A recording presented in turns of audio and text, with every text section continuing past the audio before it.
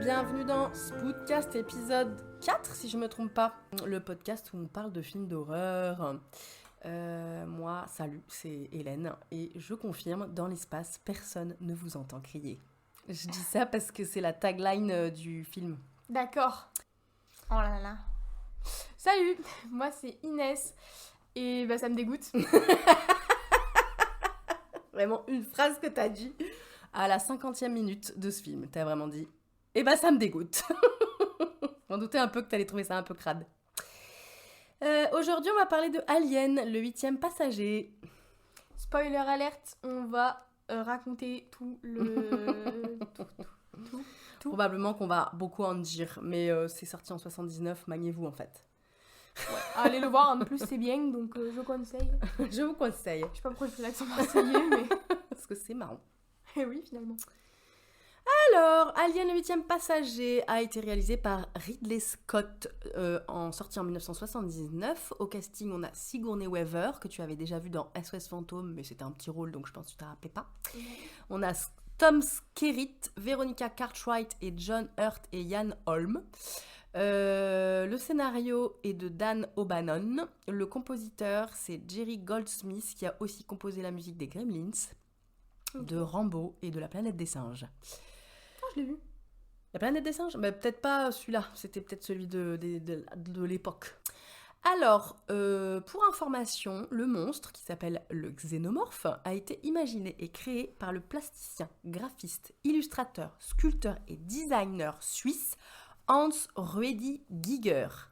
Il a beaucoup de métiers, dis donc. Ah c'est un artiste. Il partage d'ailleurs l'Oscar des effets spéciaux pour ce film.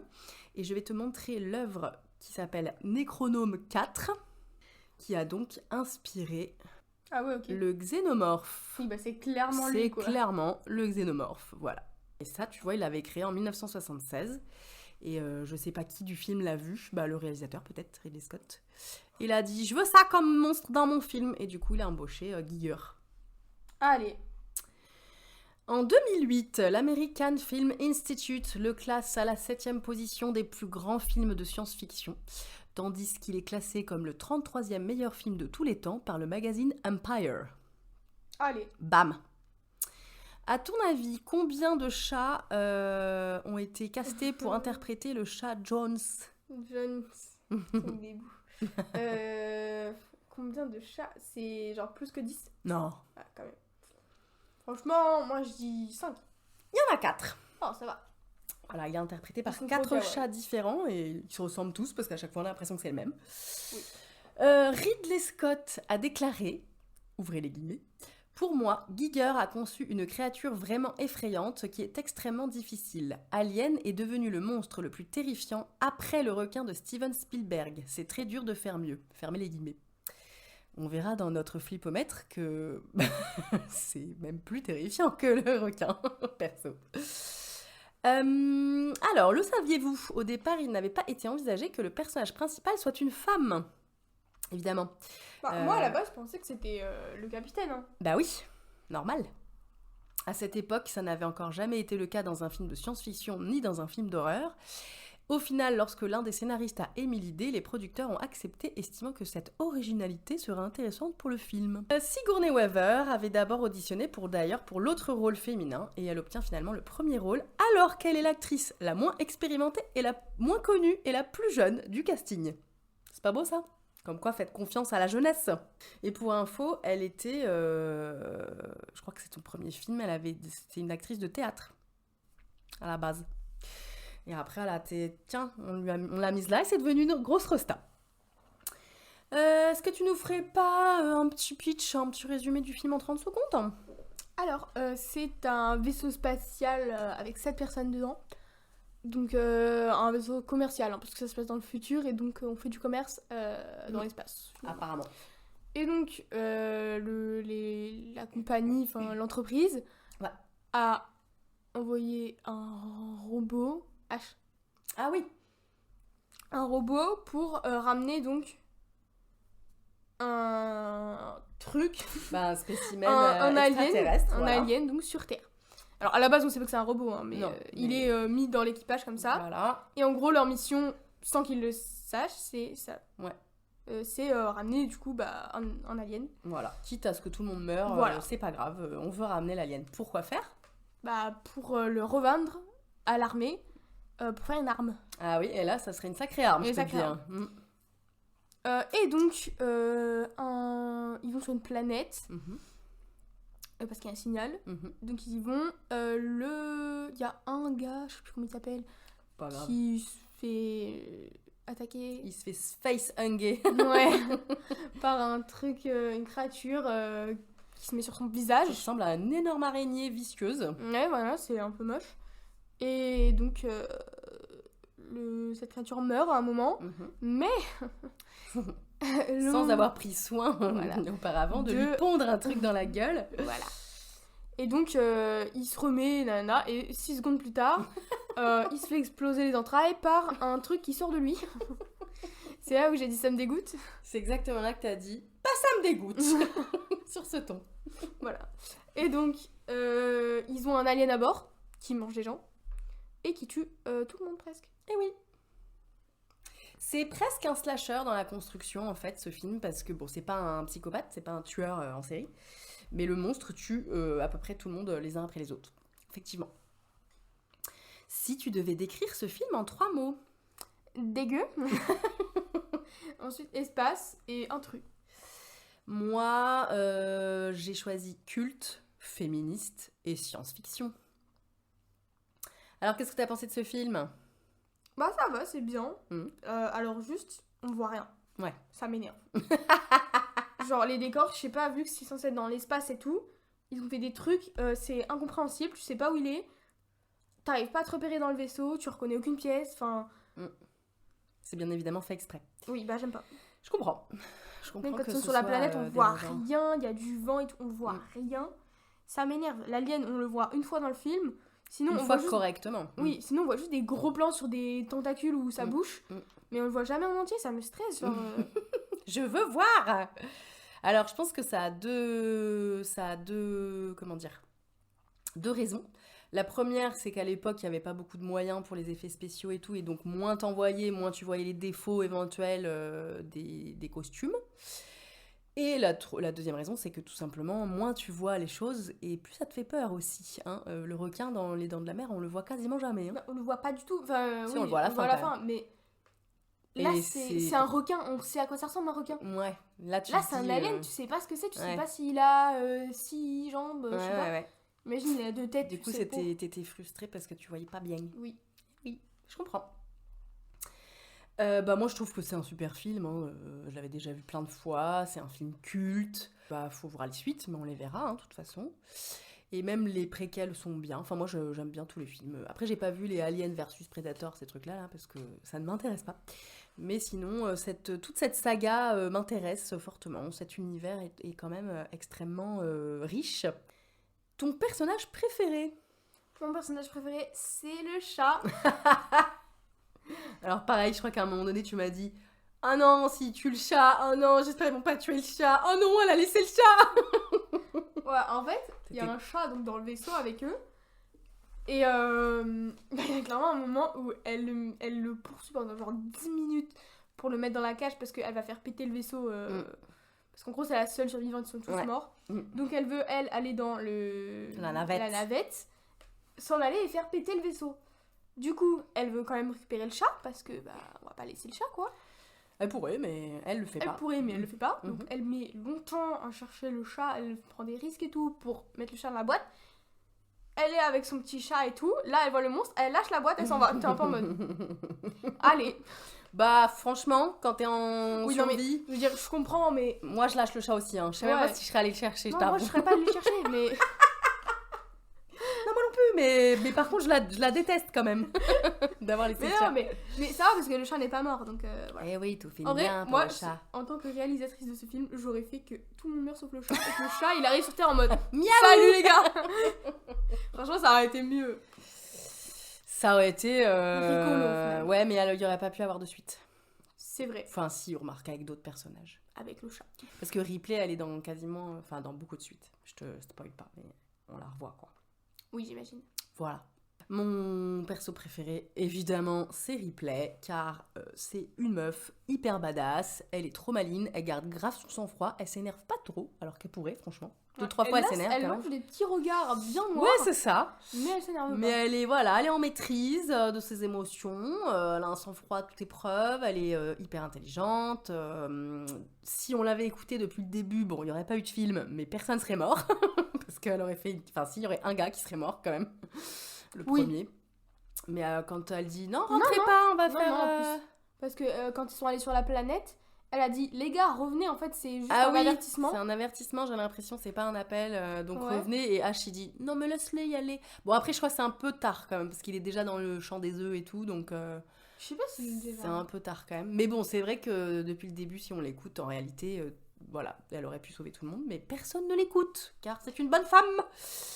Alors que c'est quand même la numéro 2 sur le vaisseau, donc merde en fait. Bah ouais, écoutez-la. Et voilà, bon bref, c'est devenu une icône féministe, une figure féministe, voilà, très emblématique, Ripley. Puisque bah, c'est une des premières, si ce n'est la première femme dans le cinéma qui est aussi badass, quoi. La première héroïne comme ça, aussi forte, tu vois.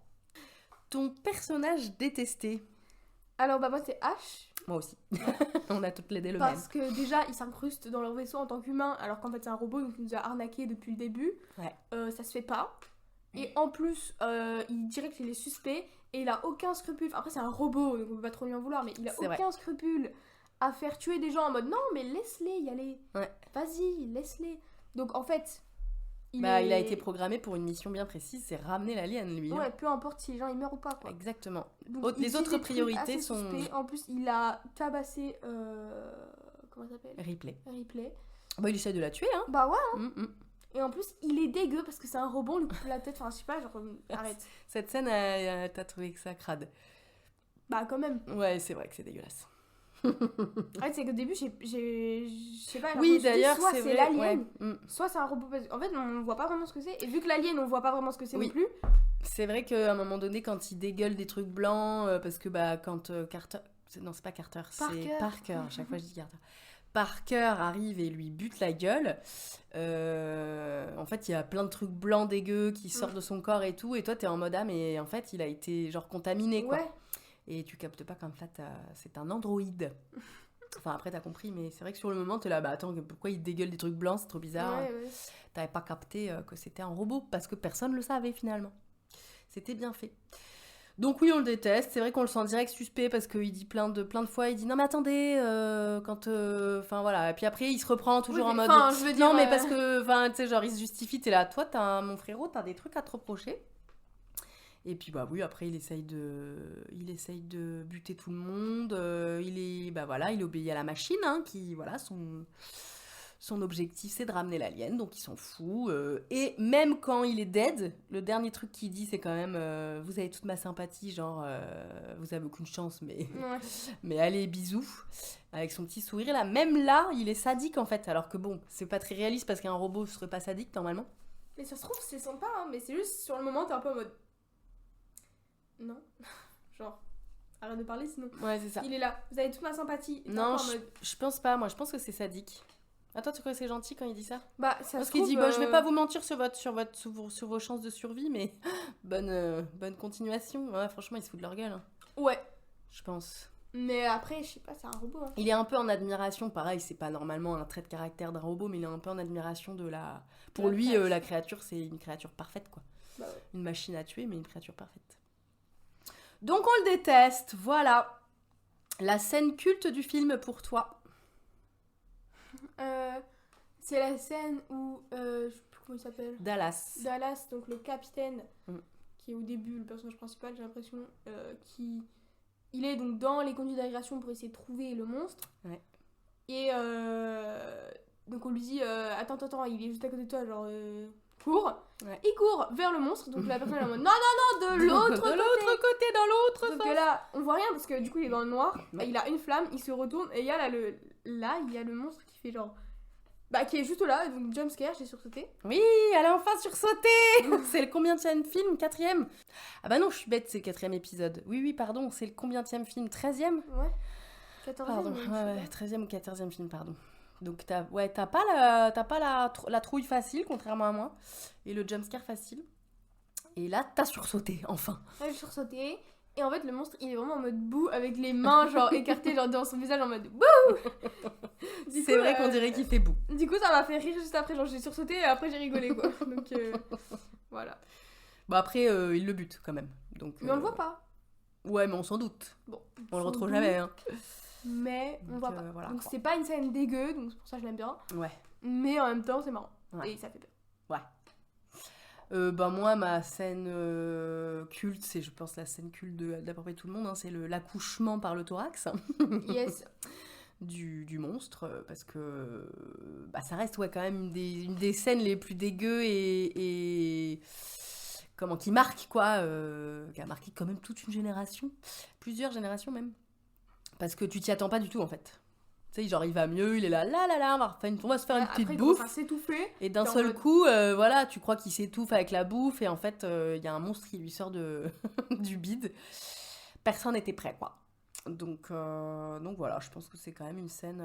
pour moi, c'est la scène culte, quand même, de ce film. Passons à notre note. Alors... Combien tu mets au scénario? Scénario, moi, je mets 2, parce qu'en fait, c'est bien. C'est une belle histoire. En plus, il y a plein de retournements de situation, plein de trucs que tu t'y attends pas. Voilà. Enfin, moi, je m'y attendais, genre, le mec dans le vaisseau, enfin, genre, je le savais, quoi. C'est vrai. Enfin, c'est vrai que tu vois quand même beaucoup les ficelles, toi, t'es là. Ah, je suis sûre, il y a ça, bam, c'est ça. Donc, je mets 2. Ouais. Réalisation, je mets 1 parce qu'on voit rien. Genre, ouais, ça t'a pas plu, ouais. On voit pas les décors. L'été, de la lumière. Voilà, en fait, allumé, je sais pas. Voilà, casting.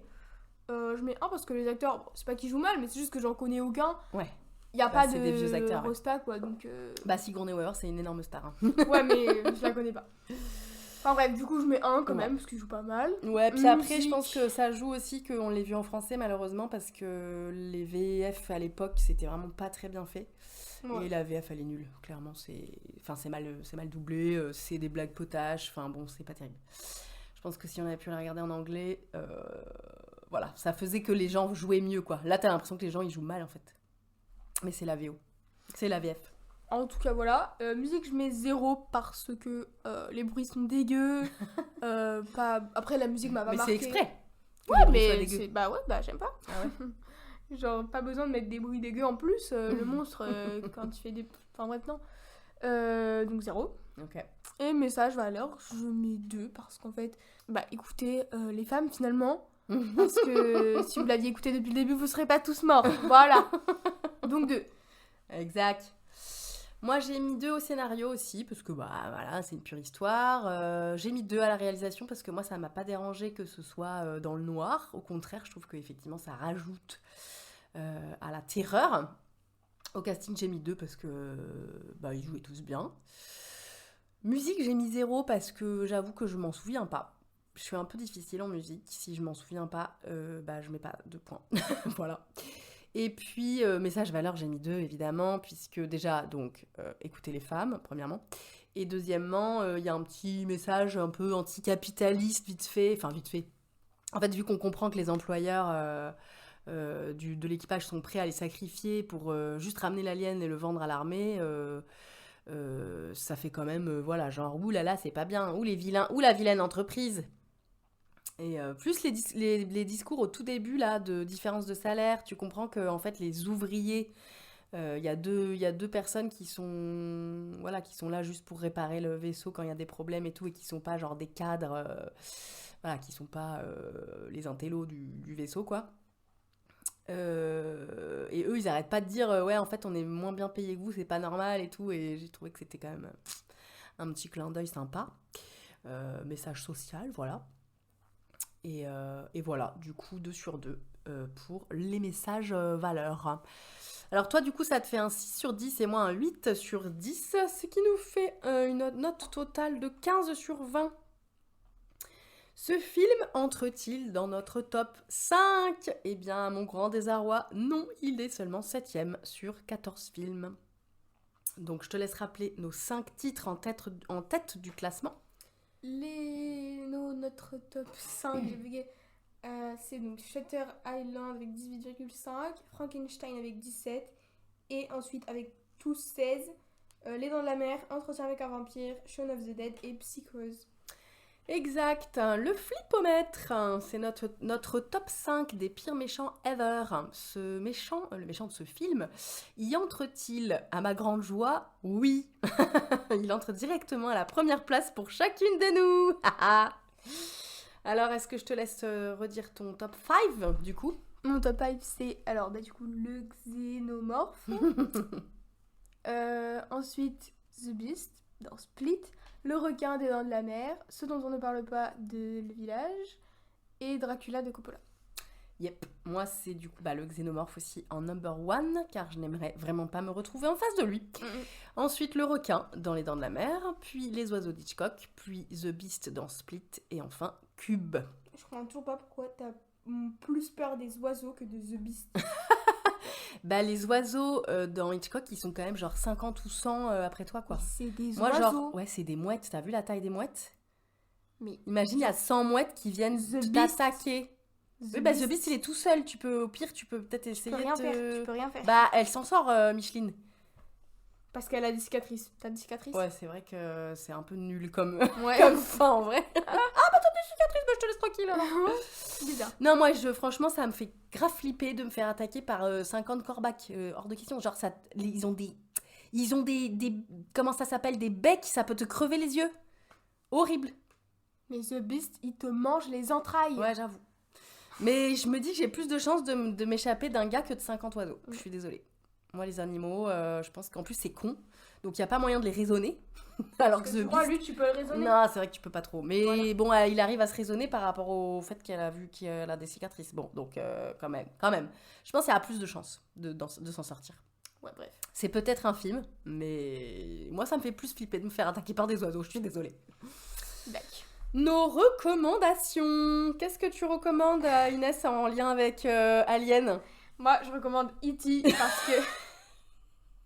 parce que ça reste dans le même thème, mais c'est vachement plus soft en fait. Donc, si vous n'aimez pas les films d'horreur, mais que vous voulez quand même regarder un truc dans un film thème, d'extraterrestre, de l'espace et tout, regardez E.T. parce que c'est émouvant, c'est bien, enfin voilà, c'est beaucoup moins peur et tous les aliens ne sont pas méchants, voilà. Ouais. Donc c'est bien de le rappeler. C'est bien de le rappeler. Et en plus, ils sont pas tous moches, voilà. Après. Parce que E.T. n'est pas moche.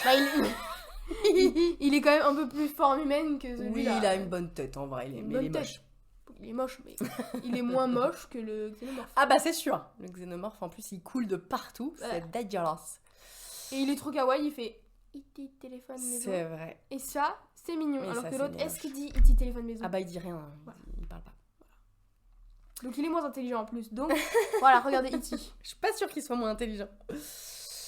Mais merci pour cette recommandation, pas trop dans le thème des films d'horreur, mais c'est vrai que quand on peut faire un petit break de films d'horreur pour regarder E.T. Moi, je recommande une vidéo d'une youtubeuse qui s'appelle Demoiselle d'horreur, qui a fait tout un travail sur Ripley, et elle compare le film Alien, le 8e passager, avec le mythe de Prométhée. Ce que je n'avais pas vu venir, et franchement c'est bien intéressant, c'est bien vu, et elle explique tout ça bien, et je vous conseille d'aller la visionner. Dans les prochains épisodes, on va vous annoncer les films un peu 3 par 3, parce qu'en fait on les regarde 3 par 3. Donc pour les 2 prochains, je te propose 2 grands classiques de la fin des années 70, à savoir Carrie au bal du diable, qui est un film qui a été adapté d'un roman de Stephen King. Tu vois qui c'est, Stephen King? Bon voilà, donc généralement il écrit des trucs qui sont un peu badants. Et Carrie au bal du diable, voilà, n'y échappe pas. Et puis le deuxième, c'est La Nuit des Masques, dont on parlait dans l'épisode précédent, la saga Halloween, et qui sera donc ton tout premier slasher ever. Et j'espère que tu n'auras pas trop peur. Normalement, ça devrait aller parce que c'est quand même des vieux films, donc tu vois, les effets spéciaux, ils sont un peu datés, les rythmes sont pas très soutenus, donc normalement, voilà. On verra. Et bien sûr, le troisième film que nous regarderons sera Alien le Retour, à savoir Alien 2, qui lui date de 1986, et qui est la suite du coup de celui qu'on vient de terminer. Est-ce que tu connais déjà des choses sur ces films ? Pas du tout. Après, je suppose que Alien 2, ça va parler de l'alien. Je pense qu'il y aura des xénomorphes. Voilà. D. Tu m'as spoilé. Ah bah je sais plus en fait. C'est ça doit être Non, ça. c'est vrai. En vrai, je sais pas s'il y en a plusieurs. Enfin bref, je pense ça va parler soit de genre il s'échappe et tout et il fait la pagaille, soit c'est l'armée qui l'utilise quoi. Ah ah, intéressant. C'est tout. Les autres, t'en as jamais entendu parler? Non. Ok. Après la nuit des masques, je pense que ça va être un truc à peu près un mec qui a un masque et qui tue des gens finalement. Waouh, quelle perspicacité. C'est exactement ça. Après, c'est parce que ça se passe aussi le soir d'Halloween, donc tout le monde a des masques. Alors, je vais te montrer les affiches. Vas-y. Alors, comme ça, tu vas voir si tu peux un peu deviner ce qui va se passer. Ça me dit rien. Donc, Carrie, alors, est-ce que tu peux décrire cette affiche? Alors, bah, c'est un fond jaune, on voit pas trop. Je pense que c'est du feu, non? C'est carrément du feu, ouais. Ouais, bah, on voit pas du tout derrière, c'est juste du feu, quoi. Pourquoi tu fais des zooms comme ça? Bah, pour te montrer mieux, non? Bah, non. Et donc, il y a un personnage qui est au centre, debout sur une estrade, je crois. Ouais. Et donc, on dirait une statue. Pourquoi on dirait une statue? Je sais pas, son visage, il est pas naturel, là. En plus, elle est toute rouge, genre. Ah. Généralement, t'as des couleurs. Ou alors, elle est pleine de sang. J'aime bien comment j'ai vu dans ton œil le... Ah. Ou alors, elle est pleine de sang. Elle est tout à fait pleine de sang. Voilà. C'est ça l'affiche de Carrie. Voilà. C'est du feu et une meuf pleine de sang. Voilà. Alors du coup, tu penses qu'il va se passer quoi? Bah... Il y aura un incendie. Oui. C'est elle qui tue ou juste elle se fait tuer? Je sais pas. Ah. Bah, en tout cas, il y a du sang. Ouais. À un moment. Et c'est lié avec elle. Ouais. Ensuite, je te montre du coup la nuit des masques. On voit pas grand chose sur la nuit des masques. Ah, j'ai déjà vu l'affiche. Ah ouais? Alors vas-y, je te laisse décrire. Bah, c'est un peu bizarre. On dirait un masque de citrouille avec une main qui tient un couteau juste à côté. Voilà. C'est un peu... C'est sur un fond noir et c'est orange-rouge. Voilà. Ouais. Il y a écrit cette nuit-là, il, entre guillemets, est revenu. Ouais. Donc ça veut dire qu'il est déjà venu. Ouais. Je suis maline, hein. T'es trop maline. Ouais. S'il est revenu, c'est qu'il est déjà venu. Voilà. Exact. Alors, tu crois que c'est qui il? Bah, un tueur. Qui porte un masque de citrouille. Alors, on pourrait penser. Mais je pense que c'est juste pour préciser que ça se passe à Halloween. D'accord. Bah, il s'est écrit là, sinon, hein. Ouais, la nuit des masques, entre parenthèses, Halloween. C'est une saga de je sais pas combien de films, et celui-là, c'est le premier ever. Et enfin, Alien, le retour. Qu'est-ce que tu vois? Alors, déjà, on voit Ripley. Oui. Il y a écrit « This time it's war », so, cette fois, c'est la guerre. Cette fois, c'est la guerre, en fait. C'est la guerre. D'ailleurs. Elle porte une fille dans ses bras. Et elle a un énorme gun. Voilà, donc c'est la guerre, en fait. Donc, et voilà. elle porte effectivement cette fillette. Donc, je sais pas, elle est au milieu des œufs des aliens, donc il y en aura sûrement plein, ça va être sympa. C'est peut-être pour ça que j'ai dit D. Voilà. Et elle est, encore une fois, dans un décor où on ne voit rien, c'est cool. C'est pas qu'on voit rien, c'est qu'on comprend pas trop où elle est, quoi. Bah, elle doit être dans l'espace, quoi, du coup. Et cette petite, du coup, tu penses que c'est qui? Sa fille. Uh-huh. Ou alors c'est juste une meuf qu'elle a croisée et elle la protège parce qu'elle est petite, elle est orpheline, elle a pas d'amis, elle a pas de parents, elle s'est remise sa famille, elle est comme ça, elle est toute petite, elle la protège quoi. Enfin... Ou alors... Ah, autre suggestion? La petite elle est importante parce qu'en fait c'est la fille du mec de l'armée et du coup elle va l'utiliser pour lui dire genre arrête la guerre. C'est un otage? Ouais. Non, je retire cette suggestion. Bah si, ça pourrait. C'est pas son Tout est genre. possible. Bah c'est vrai que ça ressemble pas à Ripley de faire ça. Elle a des valeurs en fait. Eh ben écoute, tu verras tout ça. On va vous dire merci de nous avoir écoutés. Et puis on va vous dire à bientôt dans les prochains épisodes. Et en attendant, on vous fait des bisous. Il y a un truc dans l'œuf, c'est cool. C'est cool. Attendez, ça bouge. Oui, bah casse-toi en fait. Si tu veux que ça bouge. On dirait qu'il y a une vie organique.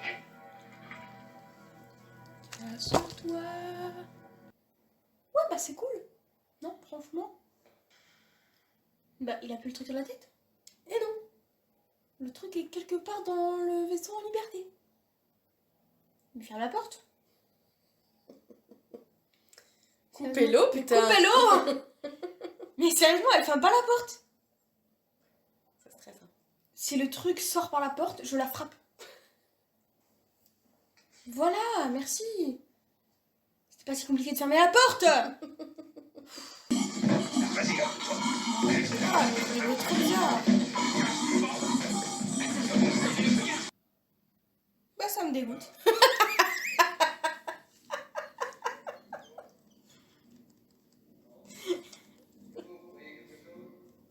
Mais attends, mais du coup, il est mort? Ah bah là oui. Quelque chose qui lui a transpercé le thorax. Ah, le pauvre, il est revenu à la vie et tout, il était là. Ah, vas-y, on Ah, ça va mieux. Ah non.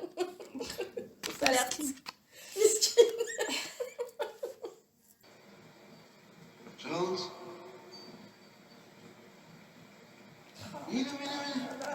Le jumpscare est imminent.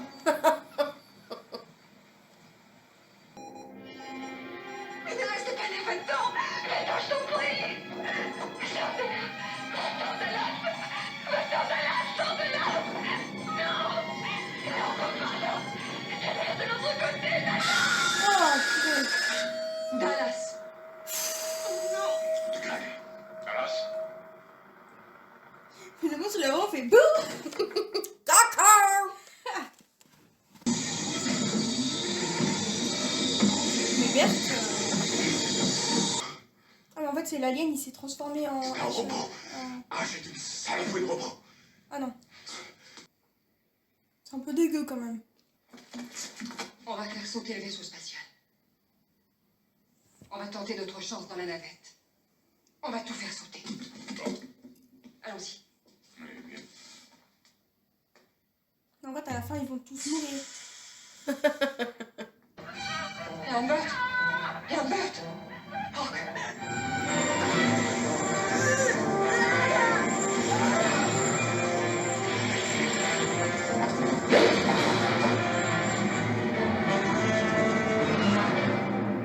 Elle va finir toute seule.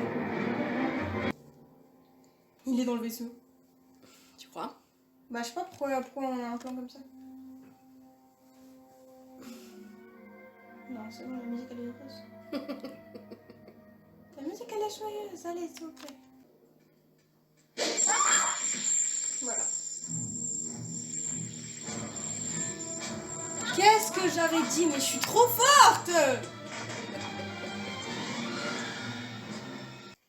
Après, ça se trouve, il a plus faim, il va la laisser tranquille. Hein. Tu crois qu'il tue parce qu'il a faim? Bah, je sais pas, ça me paraît logique. Après, il a pas mangé les cadavres, donc c'est bizarre. Du coup, pourquoi il les tue? Tu crois qu'il va survivre? Non. Mais je te dis, j'avais raison, le chat, il va arriver tout seul. Plus qu'à rester 10 mois planqué.